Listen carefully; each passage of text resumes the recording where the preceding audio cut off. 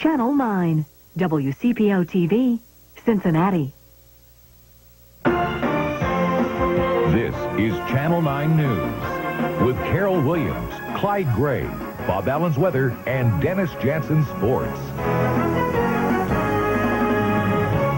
Good evening. Tensions in the Persian Gulf are tonight approaching the boiling point, and no one knows what's going to happen yet. With Saddam Hussein more defiant than he's been in 2 years, President Bush tonight is considering finishing what he began 2 years ago.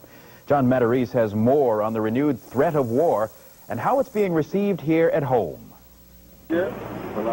Tensions between the U.S. and Baghdad have suddenly reached a 12-month high, with Iraq's refusal to allow this team of UN inspectors inside a building suspected of housing weapons. We're leaving here now for security reasons. Threatened with violence, the UN team pulled out, giving a defiant Saddam Hussein a small victory. But it may not last long. As U.S. warships began to head for the Gulf once again, President Bush summoned Joint Chiefs of Staff head Colin Powell to a special meeting to talk about the possibility of a military strike. And Vice President Dan Quayle has issued what sounds like an ultimatum. You miscalculated before, Saddam. Don't do it again. With all this talk of a strike against Iraq coming so close to Election Day, some people are naturally wondering if it could be a political move designed to boost President Bush's standings in the polls. But Democratic presidential hopeful Bill Clinton says he's not going to make an issue of it, and in fact says if the president decides to strike, he'll support him. If it is the consensus of the United Nations that action has to be taken, then I think that you can conclude from that that Bill Clinton and Al Gore would be supporting it, as we did before.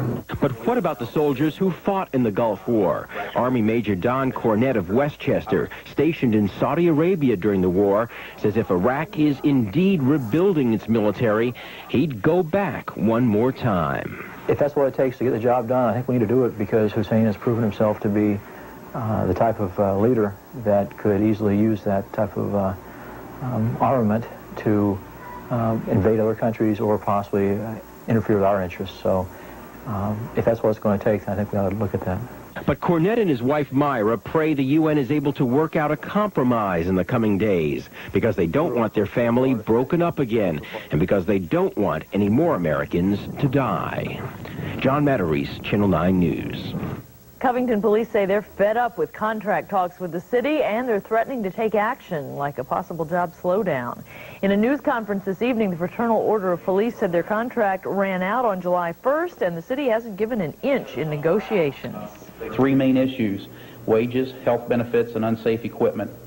The city has stood by its original offer and has given no movement. It's an original offer and one that it stands by is a 0% pay raise and that we pay 20% of our health benefits. Sergeant Browning said the two sides will meet Monday afternoon, but if nothing happens then, the police may take action. The best minds in AIDS research are now planning to meet in a few weeks to discuss the so-called mystery virus. The concern centers around reports that 2 to 3 dozen people worldwide have developed AIDS symptoms but aren't infected with HIV. The Centers for Disease Control first played down the reports but now call them an important priority. In the meantime, Cincinnati AIDS hotlines say they've seen a big increase in phone calls since the mystery virus became known. Say what you want about Vice President Quayle, but he sure knows how to get America talking. This time, it's the issue of abortion. Last night, Quayle said if, as an adult, his 13-year-old daughter got pregnant and decided to have an abortion, he'd support her decision. He spent the day today explaining. It was a confident Dan Quayle who campaigned in Lexington, bashing Congress and predicting victory in November. Don't believe the media. I'm here to tell you George Bush is going to be your president for 4 more years. But Quayle was dogged by new controversy stemming from his appearance on Larry King Live. Quayle told King he'd stand by an adult daughter if she decided to have an abortion. A hypothetical situation. I hope that I never do have to deal with it, but obviously I would counsel her and talk to her and support her on whatever decision she made. And if the decision was abortion, you'd support her as a parent? I'd support my daughter. I would hope that she wouldn't. Quayle said there was no contradiction with administration policy or the Republican Party's platform call for a constitutional ban on abortions. Not at all. We are pro-life. We are opposed to abortion. We prefer adoption to abortion. Mrs. Quayle took a much more traditional line on the question of a daughter's abortion. We hope that we've brought our child up very responsibly so that the choice will never have to be made. I think it's a real tragedy in this country that we have as many abortions as we do. But the Democrats were quick to seize on Quayle's comments. It's hard to understand how you can object to other women in America having the same choice you would give your own daughter. You can't make a distinction between your own blood and everybody else's daughter. Therefore, the Vice President, it seems to me, last night came out for choice.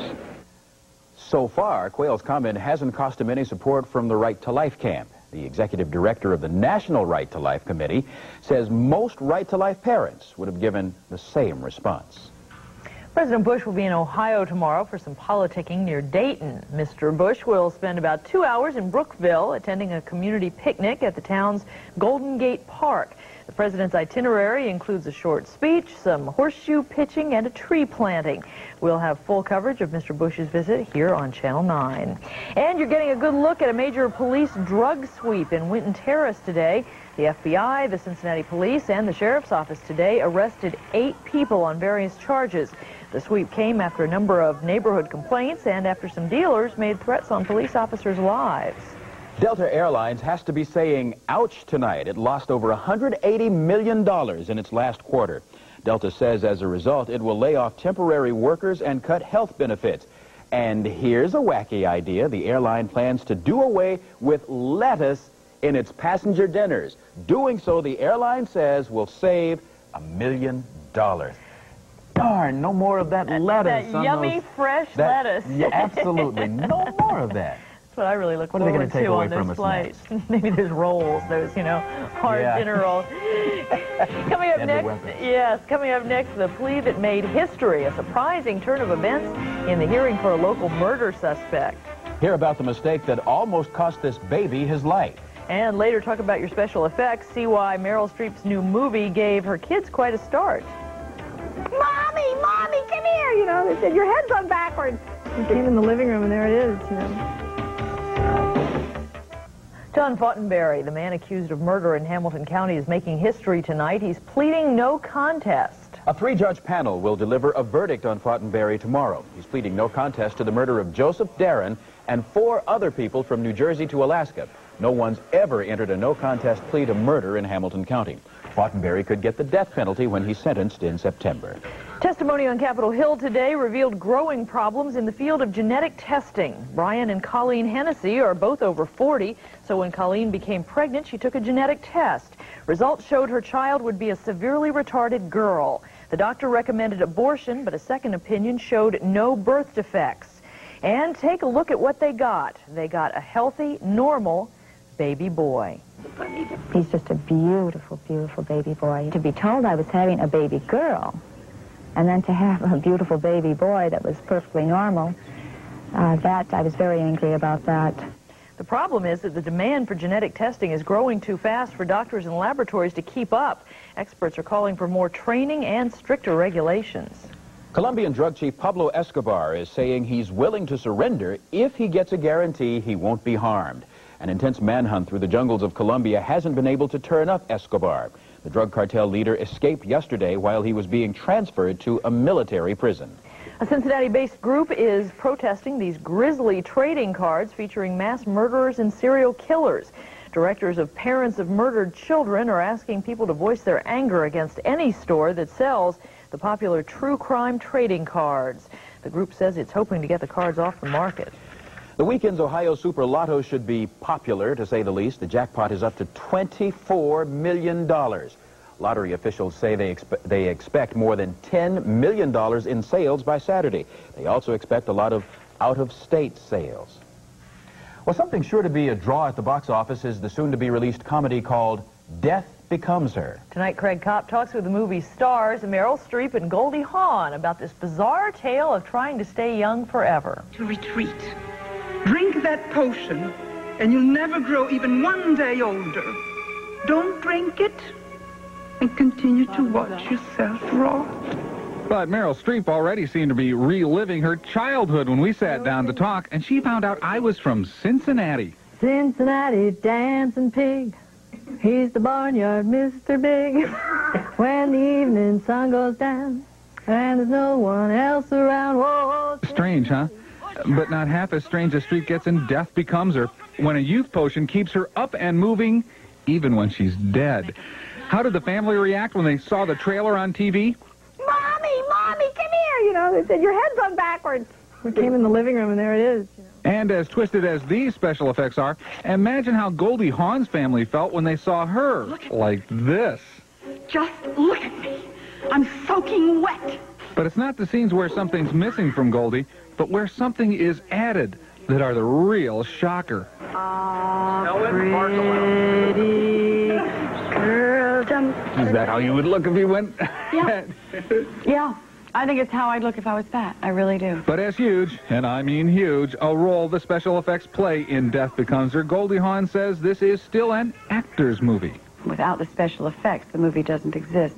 And without us, the special effects don't make any difference. For Channel 9 News, I'm Craig Kopp.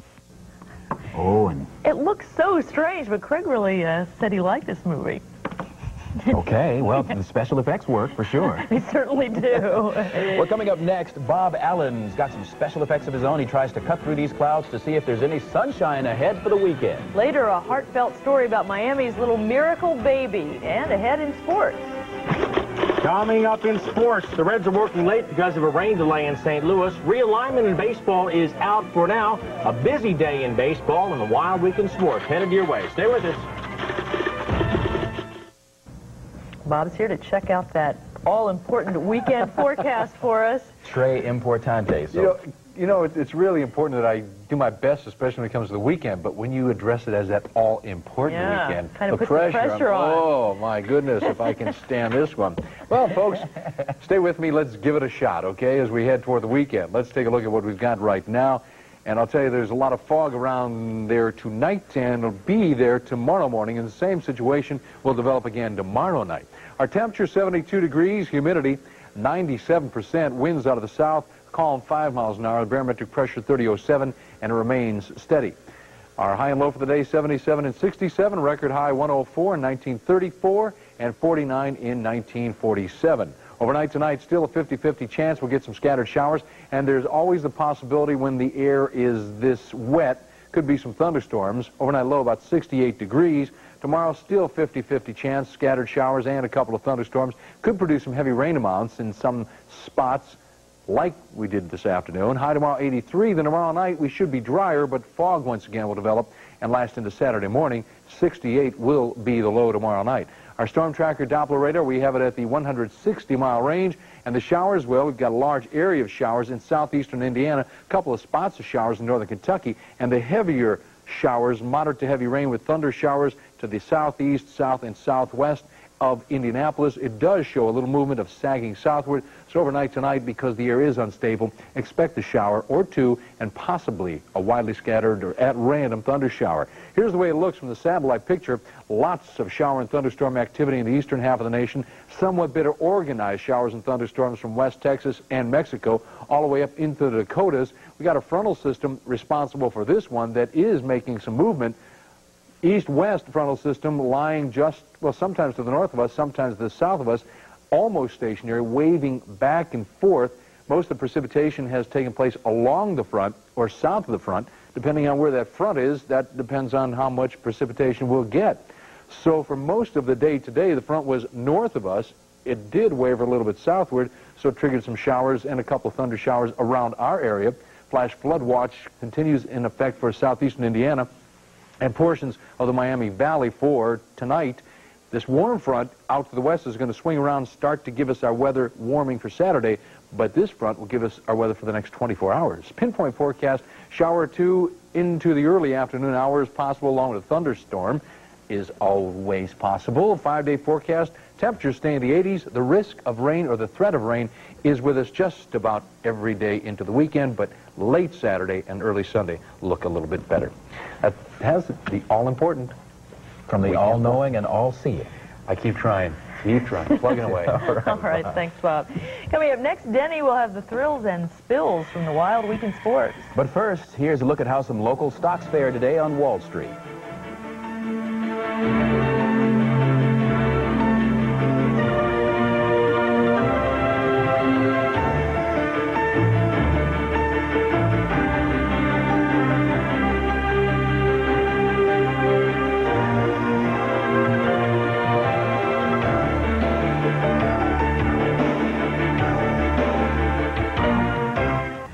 Jay's talking Cincinnati Reds again tonight. They're still working. They are still working. They're working out late. The Reds are working late in St. Louis, to be more specific.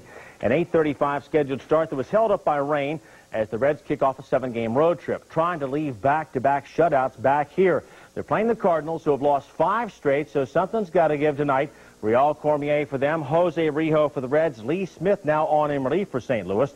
The Reds got 3 straight singles and a sac fly in the first. They had the bags loaded, nobody out, and 1 run to show for it. The Cardinals put 2 in the second. That's how we stand now in the 8th. It is 3-2 Cardinals in the bottom of the inning. Not that anything like this is routine, but surgery on Tom Browning's knee went as expected today. Dr. Richard Stedman, who specializes in ski injuries, repaired torn ligaments and did some other minor adjustments to Tom's left knee, which he injured in a home plate collision.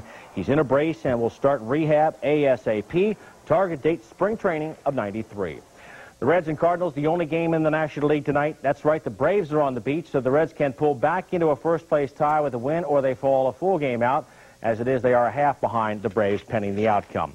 A somber note tonight. Baltimore infielder Tim Hewlett's 6-year-old son Sam died today from head injuries after he was struck by a car yesterday. Hewlett's on a leave of absence from the club. Baltimore loses that game tonight 4-2 to Texas. Elsewhere, it was New York 5-4 over Seattle this afternoon. Minnesota and Boston were postponed because of rain. Cleveland and KC, check this out. George Brett thought he had a home run here, but watch as the Indians' Kenny Lofton backs on this ball and hauls it back into the yard to rob him of 4 bases. That game has now gone to the 14th inning. They are scoreless. Chicago leads Milwaukee 5-2 in the 8th, and 2 late ones just getting started out west. Baseball business. The sale of the Astros to former Sam Walton associate Drayton McClain Jr. will be announced tomorrow. And George Steinbrenner's return to the Yankees next year will be formalized tomorrow by the Commissioner's office, which had a busy day today as well, as a Chicago judge put realignment on hold for the moment, a preliminary injunction to keep the Cubs in the East. We're very pleased with the court's decision. We think it was the right decision. We think it was great for the city, great for the Cubs, great for Cub fans, and what we hope is now we'll just be able to get on and play baseball. AP is reporting that the Bengals have made a contract offer to first-round pick David Klingler. They're talking $4.5 million over 4 years, the same numbers that Tommy Maddox signed for, though the Houston quarterback was the 3rd player taken overall. Maddox was 25th. In Wilmington today, nothing new on the signing of Darrell Williams, the first-round draft pick from Miami, said to be close to a contract. Nothing signed at this point. Meantime, the team continued workouts today, this featuring mostly the rookies and free agents. But the bottom line at this point is that this camp is much tougher than anyone in past. Coaches scream, players run, and so far it's been tough. Everybody's always screaming at me anyway, but the problem is that you just have to take it in the right attitude and take it for what it's worth and learn from it. There's a different attitude out here, an attitude where you chase the football and you touch it all the time, and if you don't, you get hollered and screamed at, like boot camps. The Vets are to report no later than 6 o'clock tomorrow. Official practice begins Saturday morning. A week in the making. It's worth the waking. It's the Wild Week in sports. I know you don't like to wait this late for the Wild Week, but take a tip from this guy. Calm down, get comfortable, and enjoy. Plenty of action up the middle this week, and no one does it better than Jose Rijo. Frank Viola with a hot shot through the box that he handles, but nothing can compare with Greg Matthews, who takes the situation in hand to halt a hit. And then there's the Texas Rangers version of a pitcher fielding his position. Let's head to the outfield and watch this great catch by Pat Howell of the Mets. This one robs Todd Benzinger and even dazzles his teammates. Chris James likewise went hard to the wall for a great grab. And a fan gets in the act with a sure-handed stab in the stands. To the world of racing, where it's every man for himself, cameramen not included. How's about Davey Allison? He plans to drive again this weekend, but rest assured he'll be in a different car. But the king of this show is the backward bungee jumper, who finds it's not the ascent, but the sudden stop that's most noticeable in the Wild Week in sports. Oh, get a big hickey about the size of a golf ball on your head. She wasn't hurt. All right, thanks, That's good Danny. to hear, sadly. Well, by all odds, she should have never survived. Coming up next, the story of a tiny baby with a very big will to live.